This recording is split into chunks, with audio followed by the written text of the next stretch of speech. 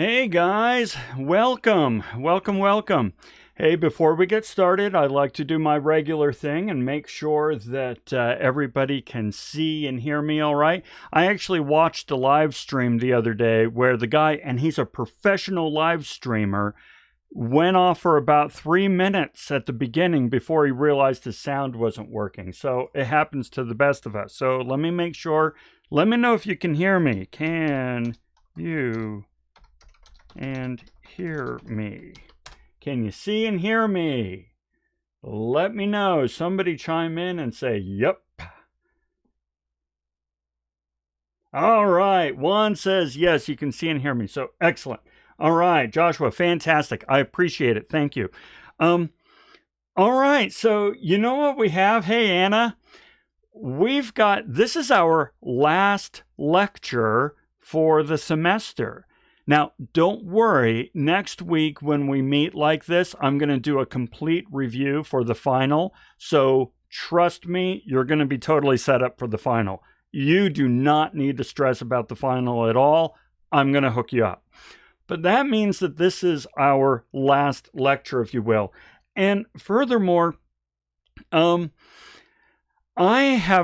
I'm making a lot of changes to these live streams so that I can bring different functionality, different techniques, different tricks to the trade, if you will, because I want to increase student engagement come the summer, because summer semester starts here in like a month, right? And I want to make sure that these live streams are compelling for my students. So you're going to notice a few new things that I've done. You saw it already in the intro. And I'm going to ask you to bear with me a little bit because odds are there's going to be some technical glitches, all right? It's just the nature of the beast. And furthermore, there's a few things I'm going to ask you to do. Just as in I said, hey, can you see and hear me? I'm going to ask you to chime in on a few things. So do me a favor and play ball. Let me experiment with these things so that I can better perfect my craft so that come summer, I can deliver a better product to my students. You guys have been really instrumental in helping me get this far, help me get a little bit further. Okay? So with that, let's go ahead and jump into our lecture. We're actually going to talk about 2 readings today. We're going to talk about Jacob Needleman, philosopher, and then we're going to talk about the greening of corporate America.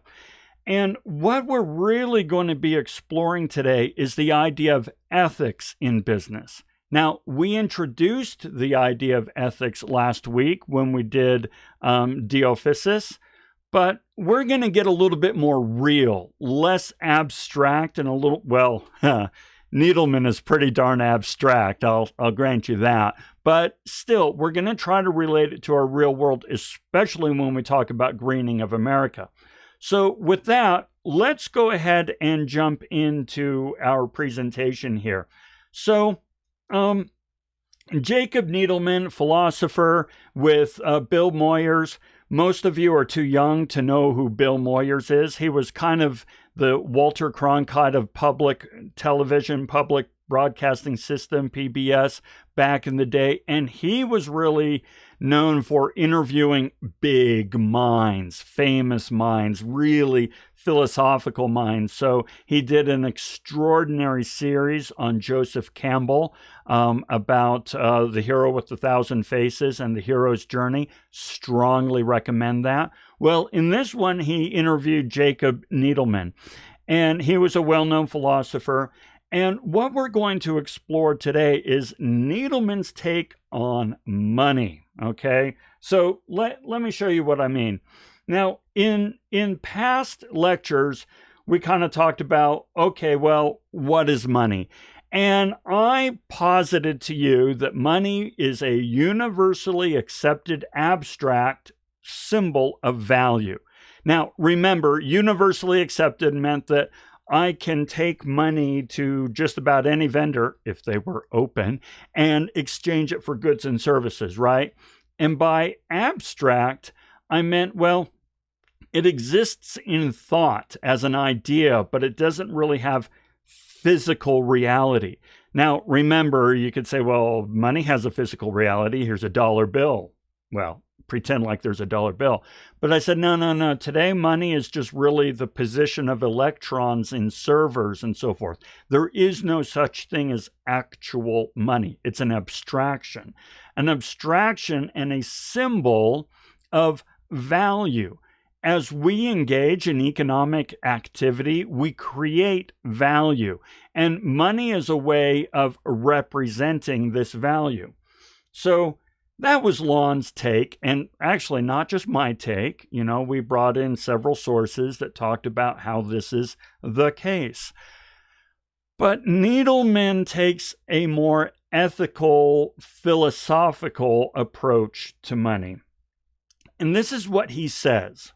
Needleman says, money is meant to be an index or an instrument involving human relationships. So money has to do with ethics. It is a way of our exchanging with each other what we need, of implementing the human-to-human relationships. Now, the key note here is ethics. He's saying, listen, money is really just a medium by which we engage in human relationships. Remember, we talked about how we really need each other. I mean, we cannot survive as a species without one another, right? And so we have to exchange goods. We have to exchange services.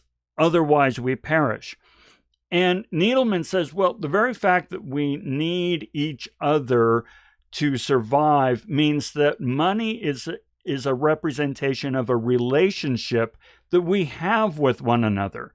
And he even goes on to say in the reading that it's a really intimate relationship. And he goes on to say, listen, people are much more willing to talk about sex than they are money. He says, after you meet somebody for the first time, and probably within a little while, a few days, you can have a relationship about sexual orientation and their take on it and so on and so forth, and learn their orientation and what they like and don't like. And you're like, well, Lon, that's kind of creepy. Well, it's in the reading, so it's not just me. But he says, ask somebody how much they make and they bristle. We don't talk about how much we make. Money is a very intimate thing, which then shows how close of a relationship aspect it is. Okay, so it has to do with ethics. Well, now here's the thing. We need to really make sure that we understand what he means by ethics. And so we're going to explore this. Now, Needleman says ethics refer to our outer actions. Actions. I want you to think about actions. What you do. Inwardly, you are moral. That is, you are in touch with something that's truer, more your right nature, your real nature. As a result of being moral, you act in a way that could be justified ethically. So I want you to remember, ethics are about action. It's how your morals, your inner values, and so forth kind of manifest themselves in your actions. Okay, so now ethics. Let's define ethics. Standards of behavior that tell us how, as human beings, we ought to act. Remember, action. In many situations in which they find themselves, friends, parents, children, citizens, business people, teachers, professionals, so on and so forth. In other words, how we act will depend a little bit about what is the context of our relationship with that person in the given moment. So, for example, right now, my relationship with you is as teacher and student. Therefore, how I act will be influenced by that relationship. However, how I act with my spouse or with my kids or with my coworkers or with my friends will be different, but that doesn't mean it's unethical just because it's different. Ethics are influenced by the context of the relationship. Okay, now I want to compare ethics with some other concepts so that we really have a clear understanding of where Needleman is going with this. Now, we flew by this in our previous lecture, but here I really want to dig deep into it. So let's look at a value. A value is a personal guiding principle, such as I always try to tell the truth. Now, an example of a value for me is I always try to be on time. That's a personal value. I always try to tell the truth. I always try to be honest. I always try to show my true, honest self and to be authentic. These are values that I hold. Now, on the other hand, a moral is a value that's really been codified by the community. So, for example, in a Judeo-Christian society, we might say, "Thou shalt not bear false witness." The idea here is that, okay, we as a community kind of say, you know what, that value about always trying to be honest, that's pretty good. As a matter of fact, we could really benefit as a community as a whole if we were to all adopt that. So we codify it. Oftentimes it's codified in scripture, religion, holy writ, or Confucius sayings, things like that. But the point is, it's something that the community kind of adopts. That's different than a law. A law is when we take something and we attach to it consequences. We can enforce it and apply consequences. So in the case of telling the truth, laws regarding libel, perjury, slander, things like that, these are laws that can be enforced by an authority and have attached to them consequences. That's what makes it a law. But now what's an ethic? Well, an ethic is the best thing to do action given the circumstances, the context of a relationship. So a parent saying to a child, yeah, there's totally a Santa Claus. Now, a parent, myself, I can say I always try to be honest and I try to follow the codified morals of my society and I always try to follow the law. But when my kids were this big, I had no problem saying, yeah, there's a Santa Claus. Well, it breaks the value, it breaks the moral, and it's illegal. I bore false witness, it's slander, whatever. But ethically, that's the right thing to do, I felt, as a parent in the society in which I'm raising my kids. Okay, so that's ethics. Now, the problem is we are always going to run into ethical dilemmas, meaning damned if we do, damned if we don't, between a rock and a hard place. That's why ethics are so important, because everything's okay. Let's take the coronavirus right now. We are in the midst of a classic ethical dilemma. So think about this for a moment.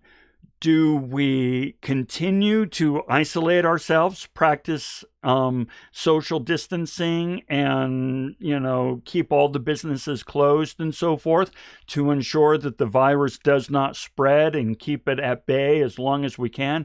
Or do we say, you know what? We are struggling economically. We are really struggling economically. We're going nuts. This is not healthy. And it's going to have really, really long-lasting, long-term ramifications the longer we stay economically stifled. So what do? This is a classic ethical dilemma because no matter what we do, we will pay a price.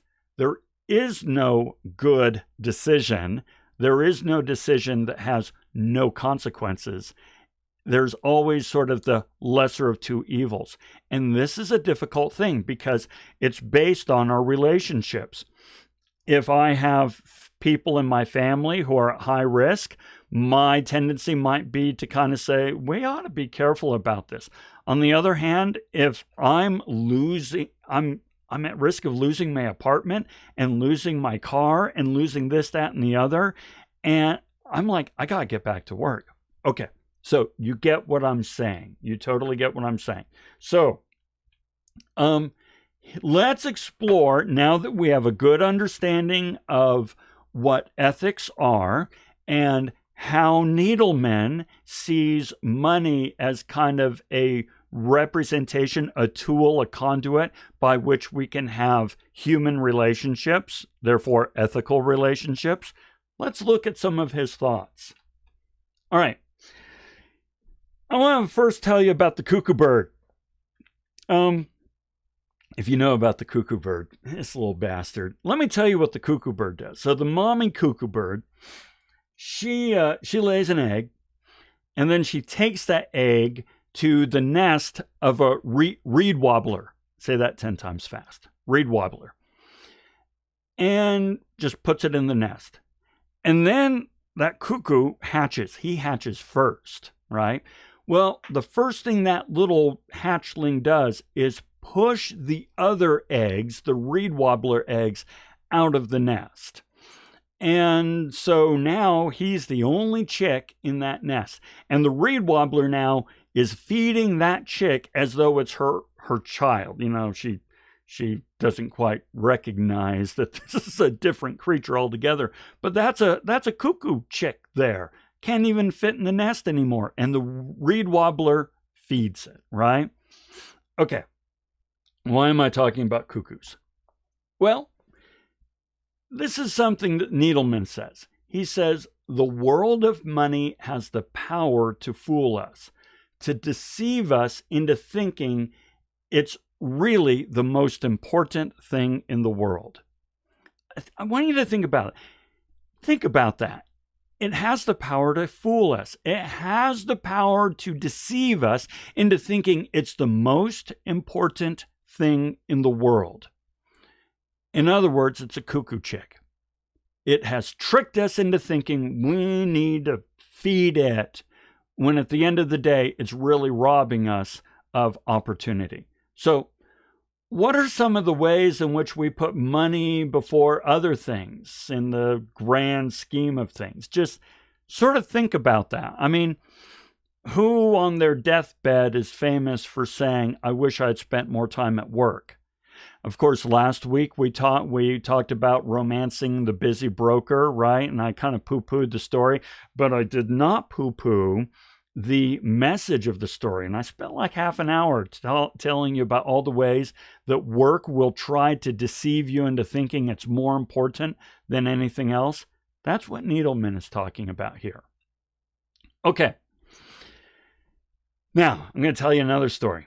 Another thing that Needleman talks about is people need to exist for meaning.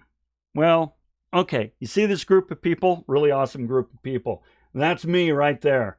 A long time ago, back when I wasn't quite as ugly as I am now. And this is the greatest bunch of people you could ever hope to work for and with. Fantastic. And this is Penny right here. Many of you know Penny. She's now an adjunct professor here at Salt Lake Community College. She's my business partner, and at this time, she was my boss. She was the boss of this international organization here.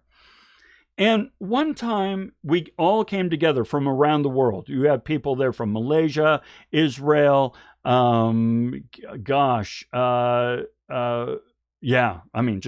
Singapore, you name it. Anyway. She brought us all together for a face-to-face, a week-long conference.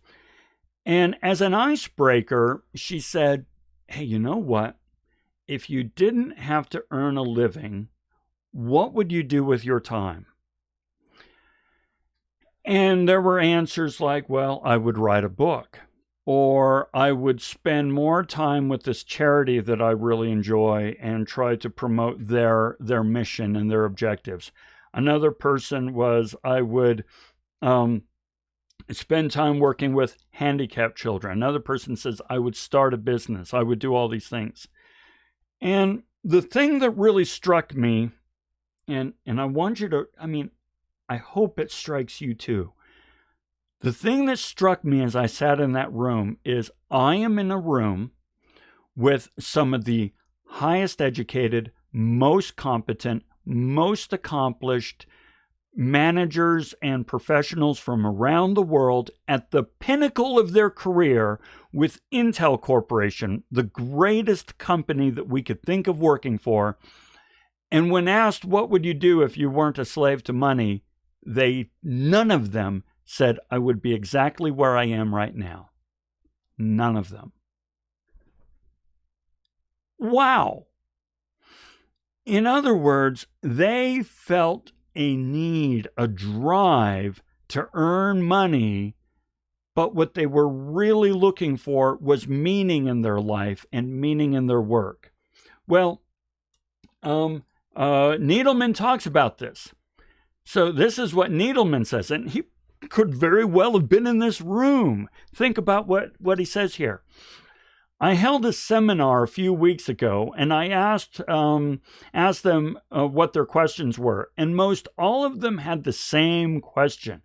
How do I engage in making a living and still keep my soul?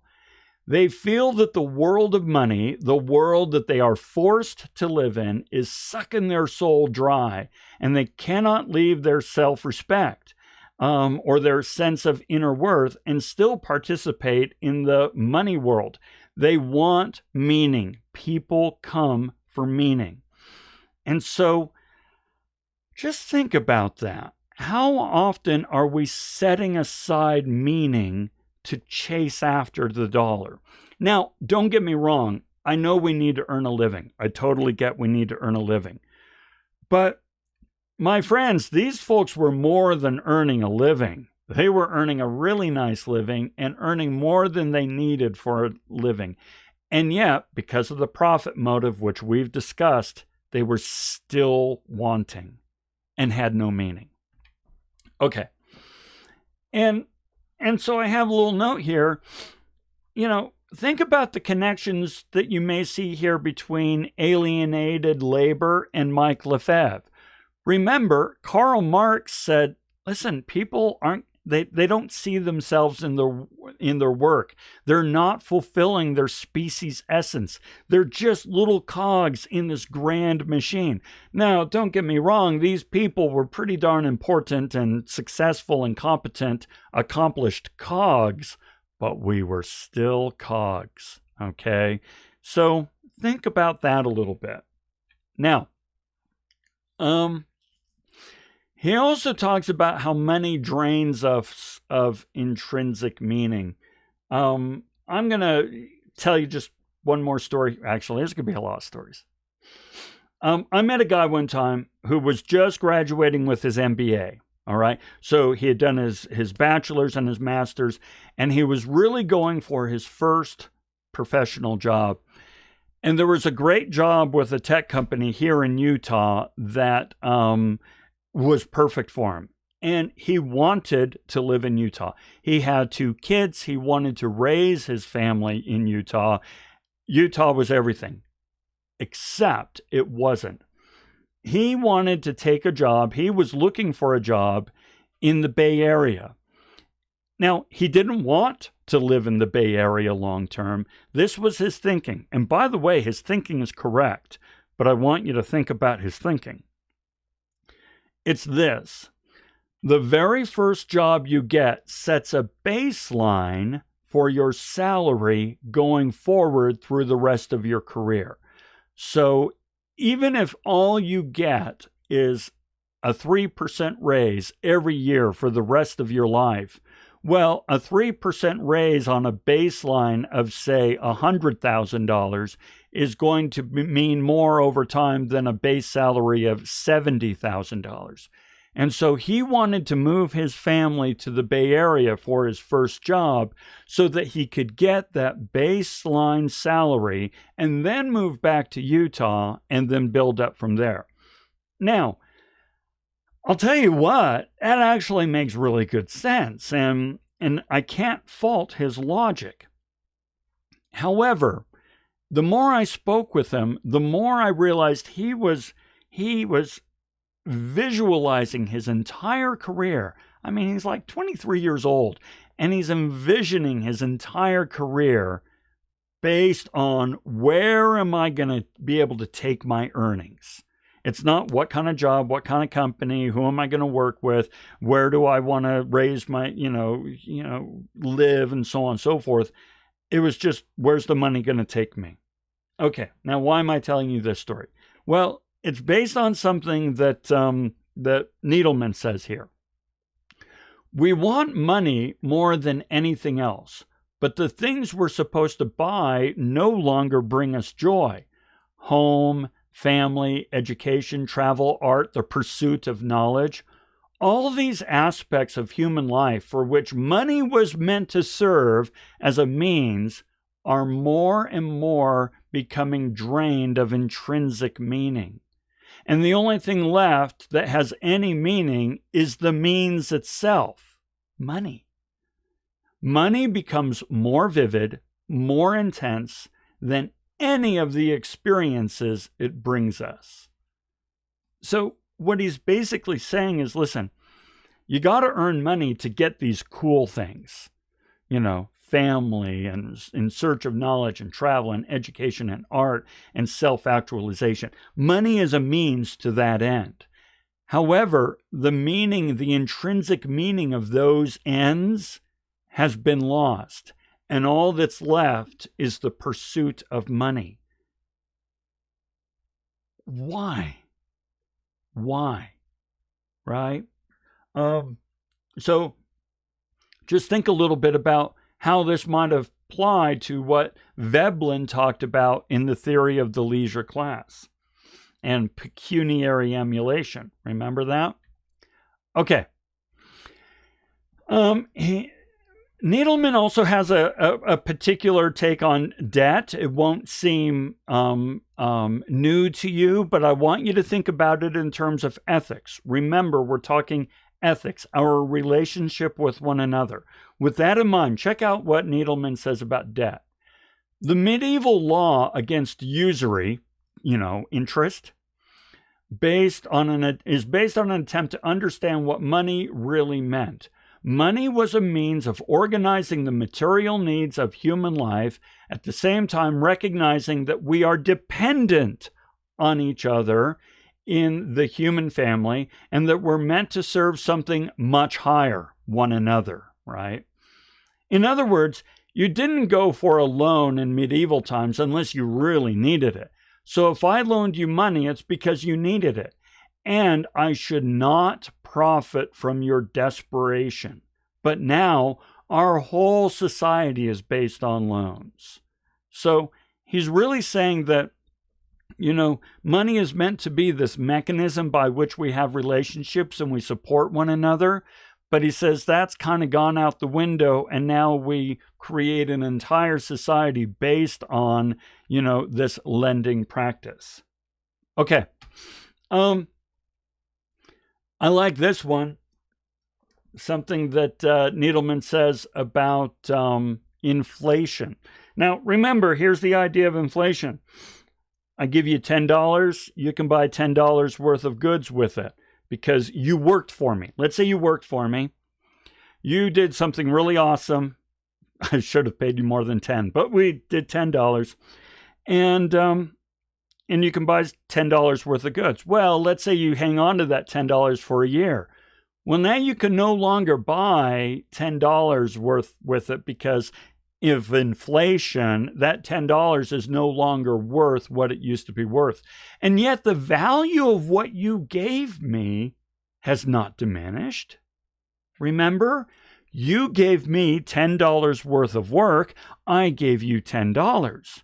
But because you did not spend it right away, it's no longer worth $10, but the value of the work you delivered still is.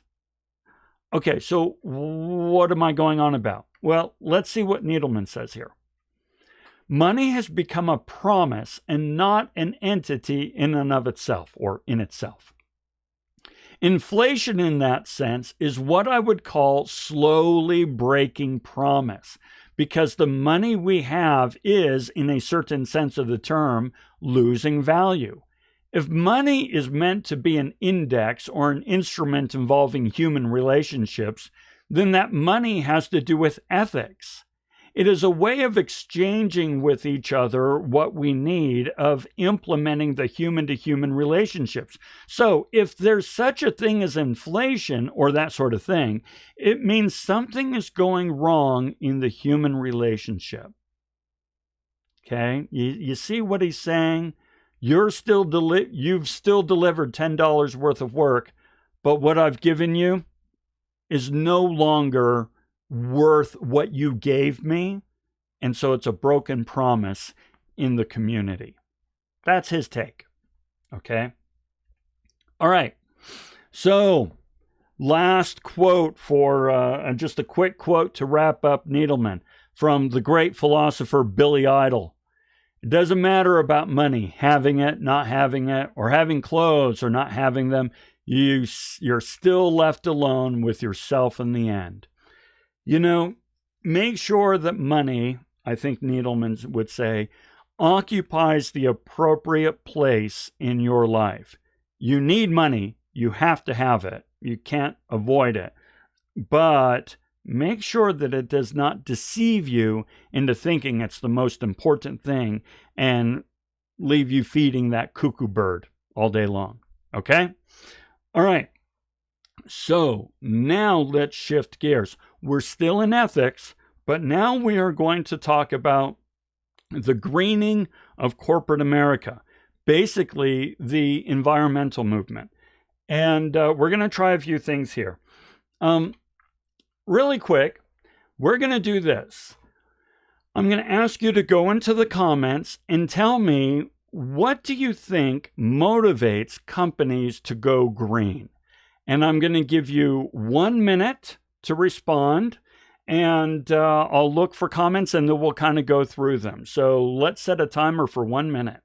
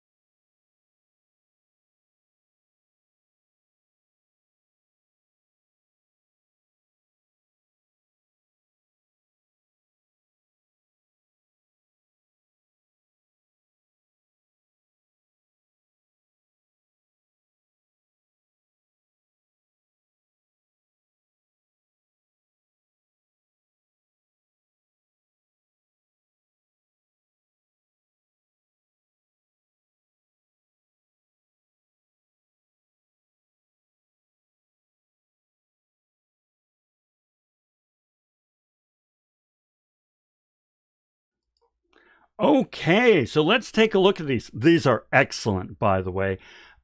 Just so you know, you are all right. And furthermore, there's even more reasons that we get to explore. So let's look at what you have here. Let's see. Social pressure. Absolutely. Hold on to that one, Drew. You are correct. Public opinion. Very much same as social pressure. So yes, you're there. Save money. Anna, yes, we're going to explore that one in a little bit of depth. Very good. Brand recognition. Yes, it does help brands, and we're going to actually look at some brands that utilize kind of the green movement to help support them. Public relations, to be sure. Drew, also, competitors are doing it. Yeah, if competitors are doing it, you need to get on that bandwagon. And then, Anna, you also added to avoid fees. Yes, there are a lot of rules, laws, and regulations regarding environmental practices, and a lot of them include fees if you do not follow them. Okay, very good. Let's explore these a little bit, okay? It's kind of interesting. One of the things that the reading talks about is a lot of companies, especially when it was this environmental movement first started to kind of pick up steam in the 1970s, they really pushed back hard. They hated regulation. Remember, laissez-faire, free market? You remember all that. I know you do. Well, they pushed back hard. And they said, you know what? These environmental laws, these are basically new hidden taxes. Let's look at their logic, which makes sense, don't get me wrong. Environmental management first captured most U.S. corporations' attention in the early 1970s when the federal government passed a slew of new environmental laws. The new regulations weren't exactly lauded in corporate America. In fact, many companies dragged their feet on environmental issues, often viewing them as new regulations as expensive new taxes on business. Meaning, okay, it used to cost me $1 million a year to do business. But now, because of a federal regulation, it's going to cost me $1.1 million to do business, is their logic. Therefore, that $0.1, that $100,000, that is basically money that the federal government is requiring me to spend, which in essence is a tax. Yes, I'm not taking the money and sending it to them, but they're requiring me to spend it. And that is an overreach. However, there is a public relations piece to this, but there's more to it. All right, let me show you. These efforts are not all the service of good public relations. Although, yeah, PR is in there. You were not wrong, Joshua. Evidence suggests that superior environmental performance can enhance worker productivity and product quality, and in many cases, environmentally responsible firms also boast superior financial performance. Okay, evidence suggests. Let's look at this. Now, I got this information from a Newsweek article. Now, it was ranking in 2017 of the greenest companies in the world. These are companies who have doubled down, gone all in, use whatever gambling metaphor you like, to go green. Let's see if you recognize some of them. L'Oreal, Siemens, Accenture, by the way, they make canvas. Cisco, Hasbro, Apple, you don't know Apple, but still, they're there. Adidas, Johnson & Johnson. You know what? These companies seem to be doing okay. So, no, environmental regulation is not going to put the company out of business. As a matter of fact, as the previous slide suggested, you can actually get superior performance out of following environmental regulation. Well, now, how does that happen? How do we get superior performance? Well, I'm going to give you an analogy. So, Subaru is famous for having 0 landfill factories, and that's exactly what it sounds like. You can go to Scientific America, you can go to Subaru's website. They have factories that have 0 waste. 0, none, nada. Okay. Now you're kind of like, okay, that can't be done. Actually, they kind of felt that way too. When the edict first came down for them to do it from their parent company, Fuji, off in Japan, the American companies were like, screw you, go home. No, it took a long time, but they were able to do it. Now, this is important to remember because remember, superior financial performance from being green. I want to show you something. I want to tell you about my trash cans. And to do that, I want to go to Lawn Cam. And let me make sure that Lawn Cam is up and running. Okay. So yeah, looks like we have Lawn Cam. So I want to show you guys something, all right? So remember, in a factory, you're making all kinds of product and so forth, and you're creating waste. And you have to pay for that waste. You bought the stuff that you're wasting, all right? So let me show you how this applies to us. Right over here, you see that? That right there? That's my trash. So here's the way the trash works. I bought all that stuff. I went to a store and I paid for it. And I brought it home and then threw it in this trash can. I'm now putting that trash out to the curb. I am now going to pay the company through my tax dollars to haul it away. So, for those of you playing at home, I bought something with money, and then I am now paying somebody to take what I bought and take it away. Now, that is the quintessential example of waste. I mean, I'm basically throwing money away. It's nuts and insane. So that's why environmental practices can actually save us a ton of money. The less you waste, the less you throw away, the more you recycle, the more value you get out of what you purchase. So at the end of the day, you're nuts for not, practicing good environmental practices. Okay, so now remember, you guys were saying social pressure. Drew, you said social pressure. RS Master-Rigging, I'm not sure who that is, but that's cool. You said public opinion, same thing, right? Well, you guys are right too. As it says in the reading here, increasing numbers of consumers are getting into the act, diligently monitoring companies' environmental actions. Many now simply expect corporations to be environmentally responsible, expressing that expectation by voting with their pocketbooks. So now, in that case, customers are really stakeholders. And a stakeholder, and this will come up, so you'll want to know, stakeholders are people and organizations that are affected by a business, including not only shareholders, but also, employees, suppliers, and the community. Anyone who has a holder, a vested interest, a stake in the outcome of a business venture, they are stakeholders. And stakeholders have a lot at stake, and they really pressure companies to follow these practices.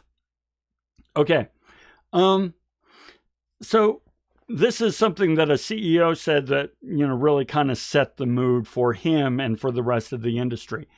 Everybody, even our customers and suppliers, is energized by our environmental efforts, says Ray Anderson, Interface CEO, who speaks with an evangelical zeal since experiencing a tearful epiphany several years ago, whatever. There's no doubt that initiatives are giving us a competitive edge. So, dude, Drew, you said competitors are doing the same thing? Yeah. It's giving companies a competitive edge, not only in that you're saving money because you're wasting less, but it's also good PR, as you guys pointed out, mastering and so forth.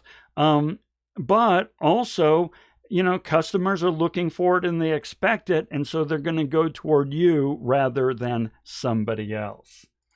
Okay, so here's our ending quote for this.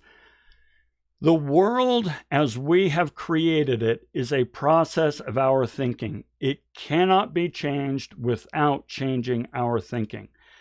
So the reason I end with that is, companies who look at environmental regulations and so forth as a new tax, as something to stifle them and to be an onerous burden, aren't thinking money.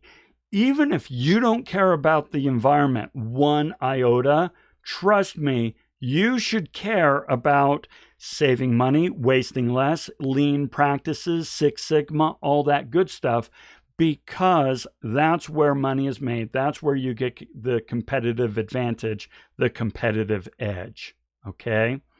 So there we are, guys. That is our lecture for today. Like I said, our last lecture. By the way, there is one more thing on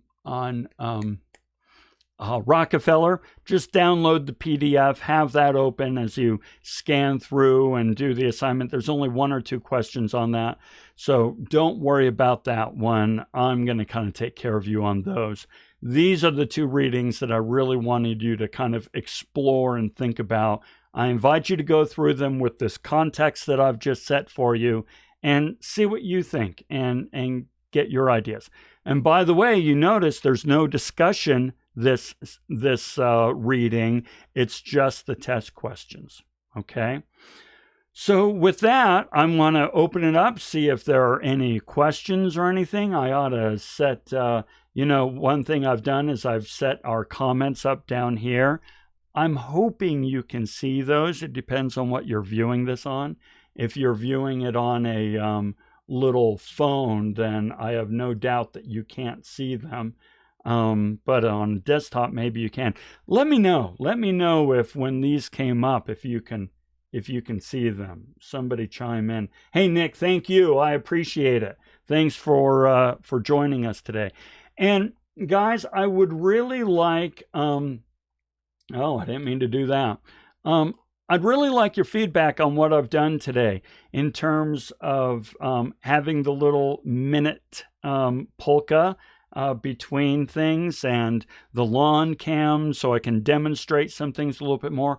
I have some other tips, some other techniques I'm going to be adding in the future, but give me your feedback and let me know how it worked for you. Any questions? The lawn cam was awesome, Drew. I'm glad. I thought of that like yesterday. I'm like, oh my gosh, I'm totally going to try this. So that's cool. All right, guys. Looks like folks are dropping off. So let's see. Oh, Nick, the lawn cam was a little laggy when you went outside. Really enjoyed. Yeah, I did a test of the lawn cam yesterday, and you're right. The voice was really laggy, and it jumped around a lot. So I'm going to see if I can dial that in a little bit better. But since today was a proof of concept, and it looked like the concept worked, I'll find a better way to make it work for real. Very good. Okay. All right, guys. Well, then enjoy your week. We will come back together next week to prepare for the final, and then you are going to be all set. So with that, have a fantastic day, and we'll see you later.